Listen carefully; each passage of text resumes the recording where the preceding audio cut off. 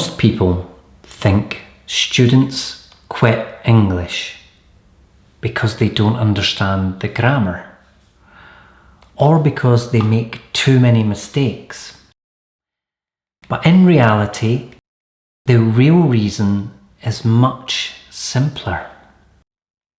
They're scared to speak. Not because they're shy, but because the moment they open their mouth, they feel judged.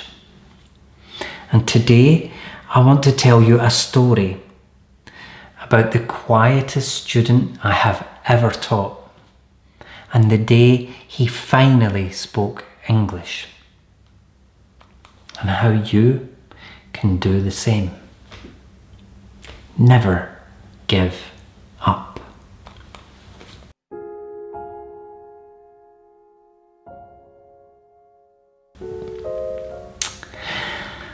A few months ago, I had a boy in my class who never said a single word, not one, not even hello. He'd sit in the back, hood up, eyes on the table, hoping I wouldn't call on him. And I never did, because every time I asked a question, his shoulders would tighten, his breathing would change, and he'd look like he was bracing for impact. So one day, I asked the class a simple question. What did you do this weekend? Now everybody was answering, laughing, chatting, except him. He stared down at his notebook, completely frozen. And I realised something important. He wasn't quiet. He was terrified. And fear shuts down English faster than any grammar mistake. So here's what I did. And this works every single time for shy students and for adults who fear speaking English too. 3 steps, simple and reliable.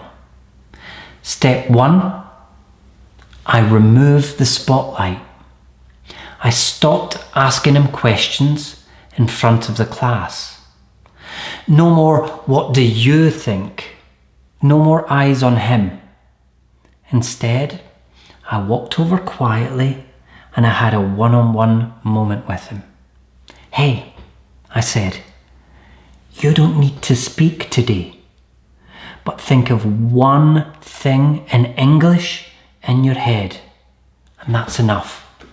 No pressure. I noticed his shoulders dropped, the fear reduced, and a door opened. Shy students don't speak when the spotlight is on them, so I removed the spotlight. Step 2 is I give one safe sentence. And this step is crucial. I went to the board and I wrote a simple sentence on it. I played video games this weekend. Nothing complicated, nothing scary. Then I told him, you don't have to invent anything. Just say this. You're allowed to copy what I wrote. He looked at the board and he looked at me and he whispered, I played video games this weekend. I could barely hear him, but it was English and it was his voice. One safe sentence is the bridge between silence and confidence. Step 3 is to celebrate the whisper. Now, most teachers move on quickly. I didn't. I looked at him in the eye and I said, that was perfect. That's a real English sentence and you spoke it.